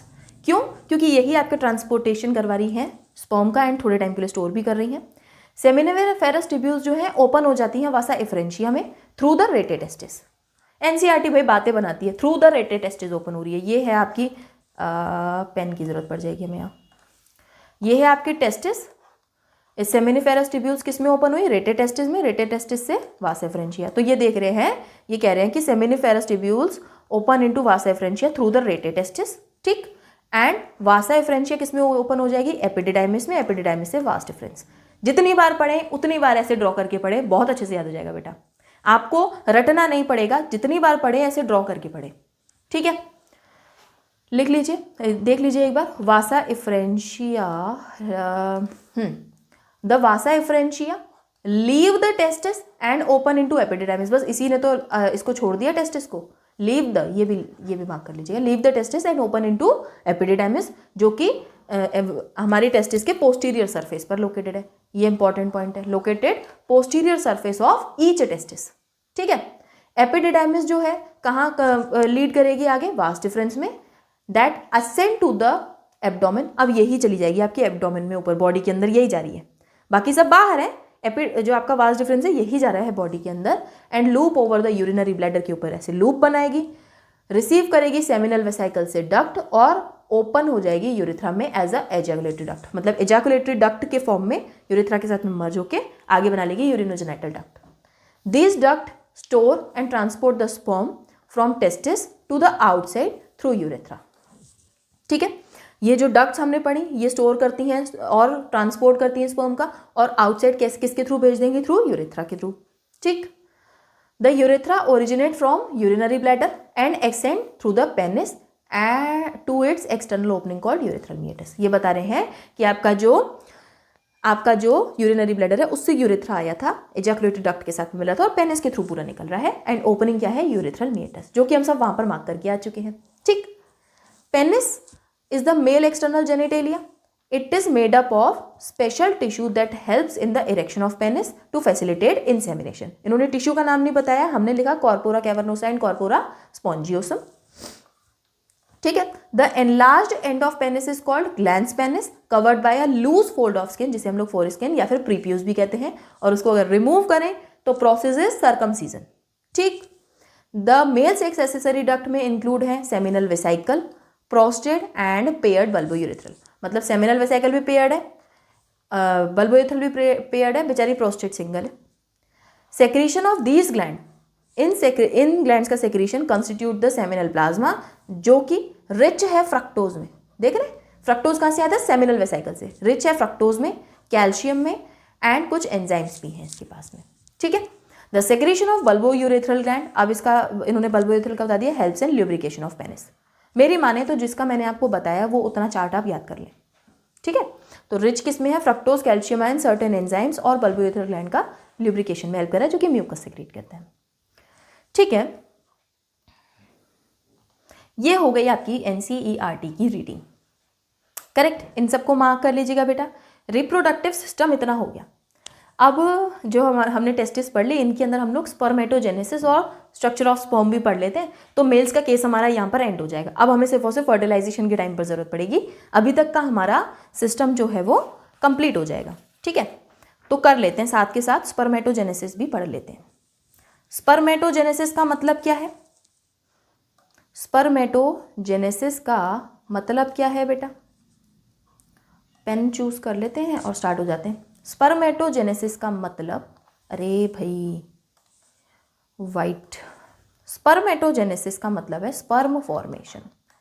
Sperm formation क्या है, स्पर्म फॉर्मेशन। बेटा देखो, राइटिंग अगर आपको नहीं समझ में आया तो मैं जितनी बार बोल बोल के रिपीट कर रही हूँ ना, आप उसे नोट कर सकते हैं, ठीक है। Sperm formation. दूसरा, स्टार्ट कब होती है, ये स्टार्ट्स एट प्यूबर्टी। प्यूबर्टी के टाइम पर ये स्पर्म फॉर्मेशन स्टार्ट हो जाता है बेटा, ठीक है। स्पर्म फॉर्मेशन पूरी लाइफ टाइम चलता रहता है, अकर्स थ्रू आउट लाइफ, पूरी लाइफ टाइम चलता रहता है, और ओल्डर पीपल में भी होता है, इन ओल्डर पीपल ऑल्सो, ठीक है। ये हैं कुछ इंपॉर्टेंट कंसेप्ट्स। हमें ये पता है sperm producing cells are germ cells, जिन्हें हम लोग स्पर्मेटोगोनिया भी कहते हैं हम। तो स्पर्मेटोगोनिया से पूरा स्पर्म कैसे बनेगा उसका हम चार्ट बनाएंगे, बाद में एनसीईआरटी का देखेंगे, पहले हम खुद का बनाएंगे। ठीक है, तो ये है आपका एक स्पर्मेटोगोनिया। क्या है बेटा ये? स्पर्मेटोगोनिया। लिख लीजिए इसे, इट इज स्पर्मेटोगोनिया। ठीक है, स्पर्मेटोगोनिया सेल्स का प्लॉइडी होगा 2n। ठीक है, इसमें होंगे माइटोसिस, और माइटोसिस ये बहुत सारे माइटोसिस डिवीजन करेगा और बहुत सारे प्राइमरी स्पर्मेटोसाइट बना देगा। क्या बना देगा ये? Primary spermatocyte. अब देखिए बेटा, मैं आपको ये बात कह रही हूँ कि यहाँ पर होगा माइटोसिस। क्या हो रहा है? माइटोसिस। और सभी को ये बात पता है कि माइटोसिस, नहीं पता यहाँ लिख लो, माइटोसिस में क्या होता है, लिख लो। माइटोसिस में जो क्रोमोसोम नंबर है एज इट इज सेम रहता है। ठीक है, 2n है तो 2n रहेगा, n है तो n रहेगा। ठीक है, जबकि मियोसिस रिडक्शनल डिवीजन होता है, तो उसमें क्या होता है, आपका 2n सेल n बन जाती है मियोसिस 1 के केस में, और मियोसिस 2 जब होता है तो n की n ही सेल रहती है। ठीक है, इसे लिख लीजिएगा। माइटोसिस हुआ तो जो आपका सेल बना, इसे हम लोग कहते हैं प्राइमरी स्पर्मेटोसाइट। स्पर्मेटोसाइट, और प्राइमरी स्पर्मेटोसाइट का भी प्लॉइडी लेवल 2n होगा बेटा। ठीक है, प्राइमरी स्पर्मेटोसाइट के अंदर होगा मियोसिस 1। क्या होगा? Meiosis 1। Meiosis 1 is a reductional division. कौन सा डिवीजन होगा बेटा? Meiosis 1। Meiosis 1 is a reductional division. तो यहां पर बनेंगी 2 सेल्स। ठीक है, यहां पर बनेंगी 2 सेल्स जिनका प्लॉइडी लेवल अब हो जाएगा हाफ। देख रहे हैं ना, मियोसिस 1 में 2n से n हो जाता है, हाफ हो गया। अब सेल्स का प्लॉइडी लेवल क्या हो गया? n। और इन्हें हम लोग कहते हैं सेकेंडरी स्पर्मेटोसाइट। क्या कहते हैं? Secondary spermatocyte. ठीक है, सेकेंडरी स्पर्मेटोसाइट के अंदर होगा मियोसिस 2, और इनसे आगे 2 सेल्स और बनेंगी। क्या बनेगा? मियोसिस 2 होगा। लिख लेते हैं यहां पर कौन सा डिवीजन हो रहा है बेटा? मियोसिस 2। दोनों के अंदर हो रहा है, इधर भी इधर भी। और कितनी सेल्स बन जाएंगी? दोनों से 2-2, यानी कि टोटल 4 सेल्स बन जाएंगी आपकी। ठीक है, और इनका भी प्लॉइडी लेवल n रहेगा, n2n होता है मियोसिस 2 में। और इन सेल्स को अब हम लोग कह देते हैं स्पर्मेटिड्स। क्या कह देते हैं? स्पर्मेटिड्स। ठीक है, ये स्पर्मेटिड अब सेल बन चुकी हैं, n सेल 4 आपके बन चुके हैं। अब ये थोड़े से मेच्योर होंगे और इनमें टेल का फॉर्मेशन हो जाएगा। अब ये क्या होंगे? थोड़े से मेच्योर। ठीक है, मेच्योर होंगे और इनमें टेल फॉर्म हो जाएगी इस तरीके से। ठीक है, और इस प्रोसेस को अब ये जो फाइनल हमारे स्पर्म्स प्रोड्यूस हुए हैं, फाइनल जो स्पर्म प्रोड्यूस हुए हैं, इन्हें हम लोग कहते हैं sperm. These are called as sperm, या फिर इन्हें हम लोग स्पर्मेटोजोआ भी कह सकते हैं। अरे भाई, यहाँ इधर लिख लेती हूँ मैं। ठीक है, इन्हें हम लोग स्पर्म कहते हैं, या फिर इन्हें हम लोग स्पर्मेटोजोआ भी कह सकते हैं। ठीक है, तो बेटा स्पर्मेटिड से जब स्पर्म बन रहा है, इतनी प्रोसेस तो हो गई आपकी। देख लीजिए, मैं आपको यहाँ तक बता देती हूँ। ये जो आपका स्पर्मेटिड है, यहाँ क्या था? स्पर्मेटिड। स्पर्मेटिड से जब स्पर्म बनता है ना बेटा, मेच्योरेशन वाला जो प्रोसेस है, इस प्रोसेस को हम लोग कहते हैं स्पर्मियोजेनेसिस। क्या कहते हैं? स्पर्मियोजेनेसिस।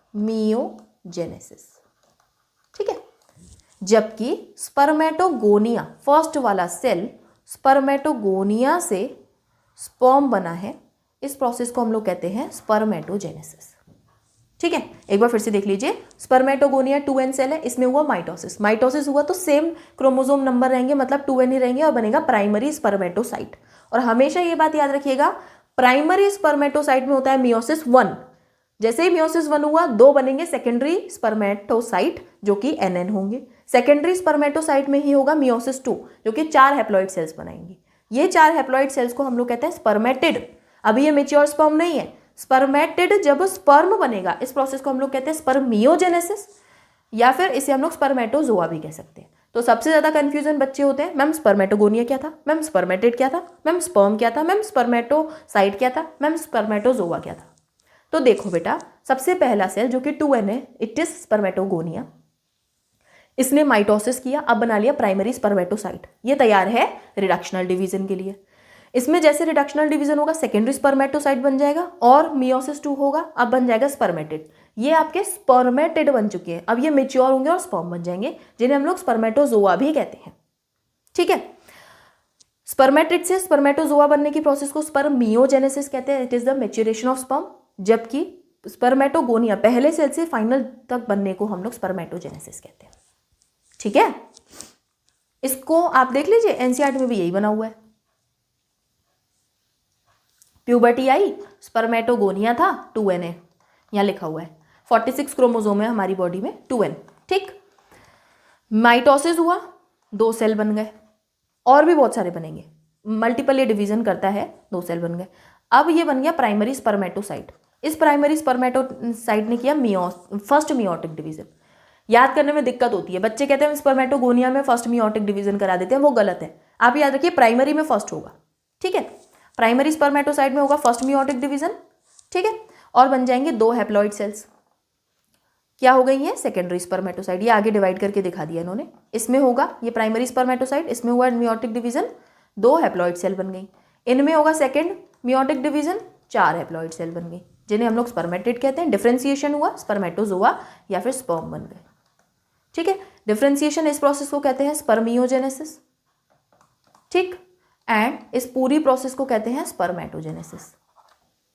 ठीक है, यही चीज हमें करनी है बेटा। अब इंटरनली आपको स्ट्रक्चर दिखाया हुआ है, ये बेटा स्पर्मेटोगोनियम है, एक है तो स्पर्मेटोगोनियम लिखा है। ठीक है, ये डेवलप होके यहाँ देख लीजिए, ये भी स्पर्मेटोगोनियम है, ये डेवलप होके प्राइमरी स्पर्मेटोसाइट बन गया है। ये प्राइमरी स्पर्मेटोसाइट और डेवलप हुआ है, आगे जाके सेकेंडरी स्पर्मेटोसाइट बन गया है। ये सेकेंडरी स्पर्मेटोसाइट स्पर्मेटेड बन गया है। अभी ये सर्टोली सेल्स के अंदर फंसा हुआ है, ये सर्टोली सेल है आपकी। ठीक है, सर्टोली सेल्स के अंदर फंसा हुआ है, अभी इसे हम लोग स्पर्मेटेड कहेंगे। जब ये मेच्योर होके छोड़ जाएगा तब इसे हम लोग स्पर्मेटोजोआ या स्पर्मेटोगोनिया कहेंगे। ठीक है,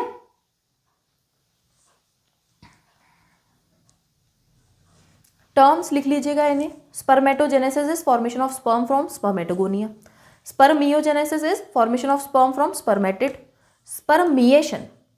स्पर्मिएशन मैं आपको बताती हूँ। देखिए, ये जो आपकी सेमिनिफेरस ट्यूब्यूल है ना, इनके अंदर लाइनिंग है भाई, मेल जर्म सेल से, है ना, और है आपकी सर्टोली सेल।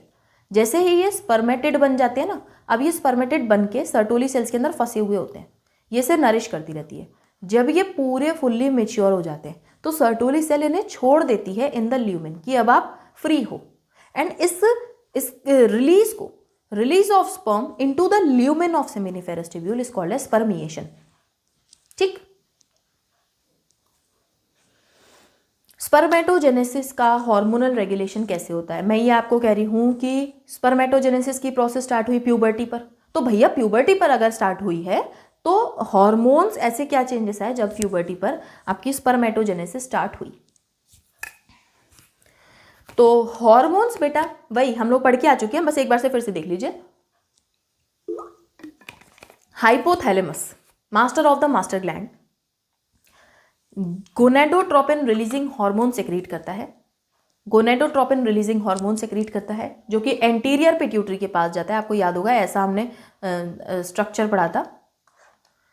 यहाँ पर हाइपोथैलेमस एंटीरियर पिट्यूटरी के पास में GnRH लेकर आता है। GnRH लेकर आता है। एंटीरियर पिट्यूटरी 2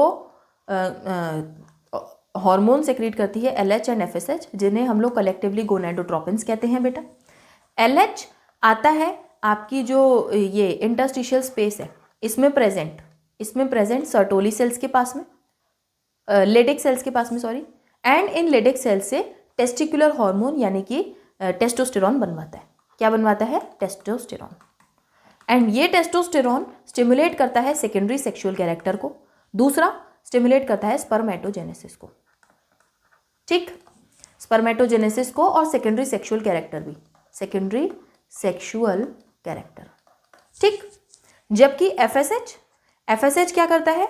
इसके अंदर जो सर्टोली सेल्स प्रेजेंट थी, बड़ी बड़ी सेल्स, इनके पास जाता है और कुछ फैक्टर्स इनसे रिलीज करवाता है जो कि स्पर्मियोजेनेसिस करवाता है। स्पर्मियोजेनेसिस है ये, ठीक है, स्पर्मियोजेनेसिस करवाता है। मतलब अब भैया आपने पकड़ा हुआ है, इसे छोड़ दो, रिलीज कर दो स्पर्म्स को इन द ल्यूमेन, ठीक है।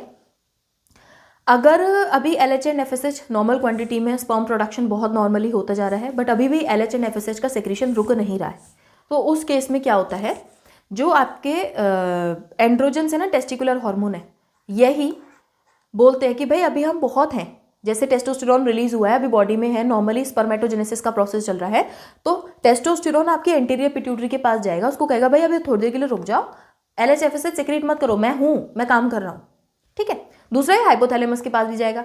अब एंटीरियर पिट्यूटरी तो ये कह देगी ना कि भाई मैं क्या करूं, मुझे तो हाइपोथैलेमस सिग्नल दे रहा है इसलिए मैं सेक्रेट करवा रही हूँ, तो हाइपोथैलेमस को भी कहेगा कि भाई अब रुक जाओ, GnRH को थोड़ा सा रुक दो, ठीक है।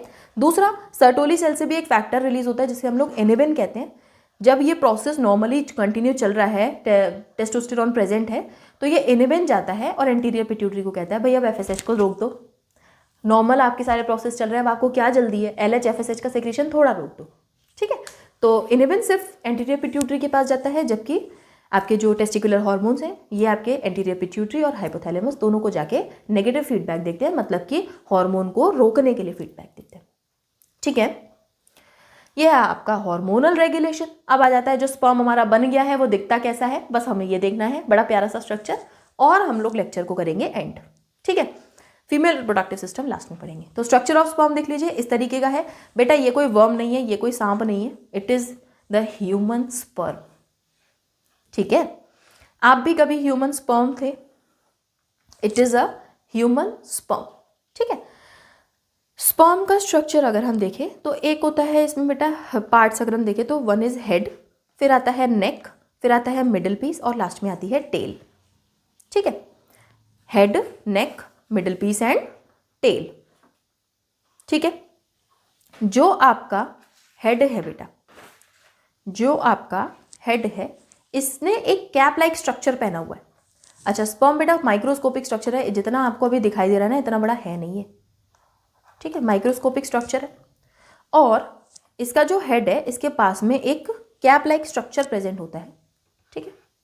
हेड के पास में एक कैप लाइक स्ट्रक्चर प्रेजेंट होता है, कैप लाइक स्ट्रक्चर, जिससे ये हेड कवर्ड होता है, और इसके पास में प्रेजेंट होते हैं बेटा कुछ एंजाइम्स, ठीक है। कुछ एंजाइम्स होते हैं जो कि पेनिट्रेशन के टाइम काम करते हैं। जब ओवा में पेनिट्रेट करना है हमारे स्पर्म को, तो कुछ सेल्स को ऐसे डाइजेस्ट करना होता है, तो उसके लिए एंजाइम्स प्रेजेंट होते हैं एक्रोसोम के अंदर। एक्रोसोम का हेड एंटर करता है, एक्रोसोम एंटर करता है, फिर हेड एंटर करता है। हेड के पास में न्यूक्लियस प्रेजेंट होता है, इलोंगेटेड सा, जिसके पास में क्रोमोसोम मटेरियल होगा ऑब्वियसली, ठीक। नेक के पास में प्रेजेंट होते हैं बेटा सेंट्रियोल, जो कि सेल डिवीजन, जैसे ही फर्टिलाइजेशन के बाद में डिवीजन होगा उसमें हेल्पफुल होंगे, ठीक। मिडिल पीस के पास में प्रेजेंट होता है एक माइटोकॉन्ड्रिया का नेटवर्क, बहुत सारे माइटोकॉन्ड्रिया हैं, पूरा एक नेटवर्क बना लेते हैं, प्रेजेंट होता है, जो कि एनर्जी देते हैं स्पर्म की स्विमिंग के लिए। भाई एनर्जी होनी चाहिए, पूरे जेनाइटल ट्रैक्ट में मूव करके जाना है, तो स्विमिंग के लिए जो एनर्जी प्रोवाइड करवाते हैं वो माइटोकॉन्ड्रिया की एक शीट प्रेजेंट होती है, वो करवाती है, माइटोकॉन्ड्रिया की शीट है, ठीक है। टेल ऑब्वियसली स्विम करने में हेल्प करती है, ठीक है। तो इतना है बेटा आपका स्ट्रक्चर ऑफ स्पर्म। अगर हम इसके नंबर की बात करें, अगर हम इसके नंबर की बात करें तो एक एजाकुलेशन जब होगा, ठीक है, जब एक एजाकुलेशन होगा बेटा, एक एजाकुलेशन होगा, एक बार एजाकुलेट किया मेल ने, तो उसमें सीमेन कितना आएगा, 3 से 4 मिलीलीटर क्या आएगा, सीमेन, ठीक है। और इस सीमेन के अंदर 200 से 300 मिलियन स्पर्म होंगे बेटा, समझ रहे हैं। ओवा बनाए एक और स्पर्म कितने, 200 से 300 मिलियन, तो आप इतना बड़ा कंपटीशन जीत के आ चुकी हो पहले ही। 200 से 300 मिलियन स्पर्म थे, जिसमें एक स्पर्म ने ओवा के साथ फर्टिलाइज किया, सबसे पहले जो पहुंचा, और उसके बाद जायगोट बन गया और डेवलपमेंट हो गया बेबी का। 200 से 300 मिलियन स्पर्म्स के बीच का कंपटीशन है ये, और ओवा कितना है, सिर्फ एक, ठीक है। 200 से 300 मिलियन स्पर्म होते हैं। अब अगर एक मेल ने एजैकुलेट किया है, बट उसके चलिए एक तो ये चीज़ हो गई। अच्छा, इनकी भी कंडीशन क्या है, मैं आपको एलिजिबिलिटी क्राइटेरिया बता देती हूँ फर्टिलाइजेशन के लिए। कहते हैं ना आपके एग्जाम का एलिजिबिलिटी क्राइटेरिया क्या है, इनका एलिजिबिलिटी क्राइटेरिया ये है कि 200 से 300 मिलियन स्पर्म में से 60% कम से कम नॉर्मल शेप और साइज में होने चाहिए, नॉर्मल शेप एंड साइज में होने चाहिए, ठीक है। और 40% की विगरस मोटिलिटी होनी चाहिए, भाई बहुत तेज फास्ट भागने चाहिए, विगरस मोटिलिटी होनी चाहिए, ठीक है। ये है एलिजिबिलिटी क्राइटेरिया। अगर ये आप फुलफिल नहीं कर रहे हो, अगर आप ये फुलफिल नहीं कर रहे हो तो आप एलिजिबल नहीं हो, फर्टिलाइज नहीं कर पाओगे, ठीक है। तो जब मेल्स का फर्टिलिटी टेस्ट किया जाता है तो वहाँ पर सीमेन ही कलेक्ट किया जाता है, देखा जाता है कि उसमें नॉर्मल काउंट ऑफ स्पर्म है कि नहीं, सीमेन का टेक्सचर क्या है, प्रॉपर चीज़ें उसमें अवेलेबल है कि नहीं, ल्यूब्रिकेट हो रहा है कि नहीं, प्रोस्टेट के सेक्रीशन में तो कोई दिक्कत नहीं है, ये वाली सारी चीज़ें एग्जामिन की जाती हैं। इसके अलावा स्पर्म की शेप साइज़ देखा जाता है कि 60% में नॉर्मल शेप साइज़ है या नहीं, और मोटिलिटी देखी जाती है। अगर मोटाइल नहीं है उतने स्पर्म तो भी फर्टिलाइज नहीं कर पाएंगे, तो इनफर्टाइल मेल्स हो जाते हैं वो, ठीक है। तो ये वाली सारी चीज़ें वहाँ पर एग्जामिन की जाती हैं।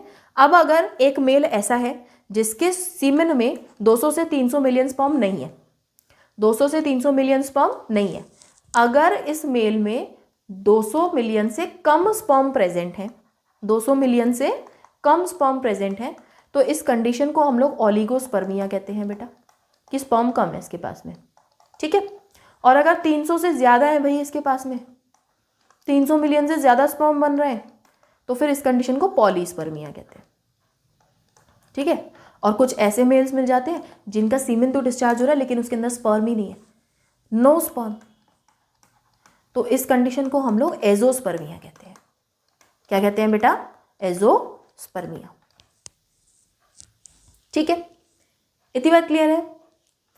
अब एक चीज़ और मैं आपको बता देती हूँ, आपके थोड़ा सा इम्पॉर्टेंट पॉइंट है ये, मैं आपको यहाँ बता देती हूँ, कुछ इंपॉर्टेंट पॉइंट्स लिख लीजिए।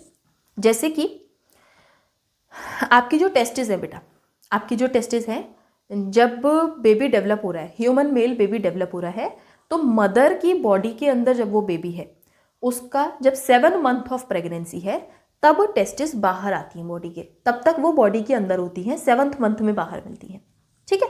तो descent of testis,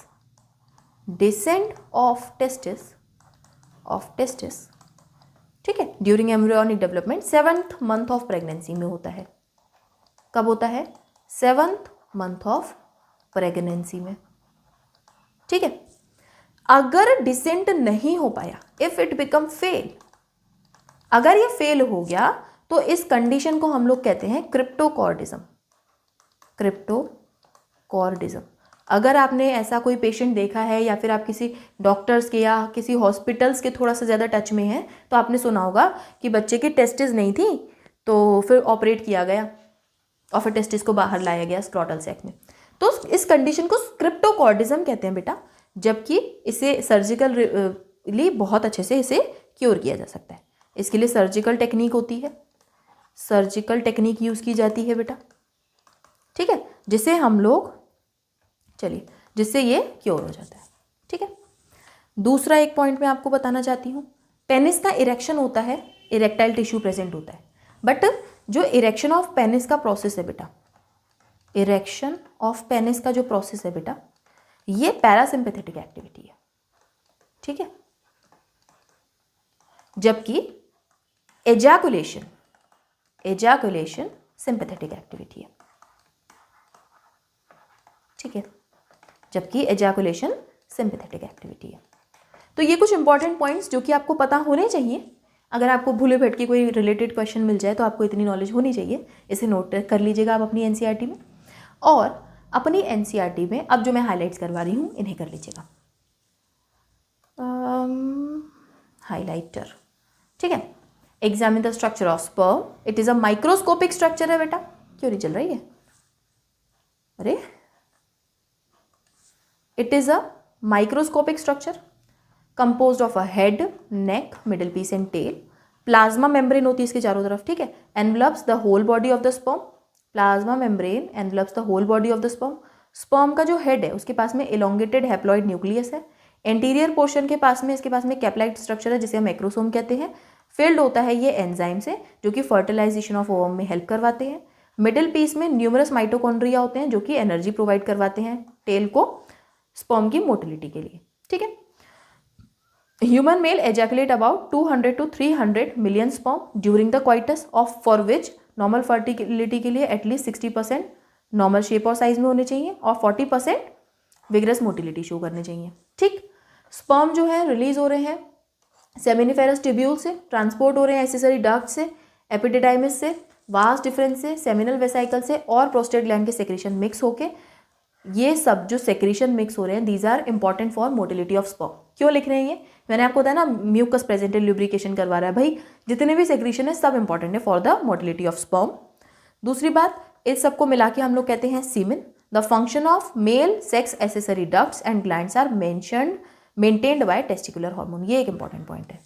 testicular hormone जो है ना बेटा, ये मेल सेक्स एसेसरी डक्ट्स के फंक्शन को भी मेंटेन करता है। यहाँ लिख लीजिए आप, इन्हें अपने नोट्स में यहाँ पर ऐड कर लीजिए। जो टेस्टोस्टेरॉन है यहाँ पर लिख लीजिए,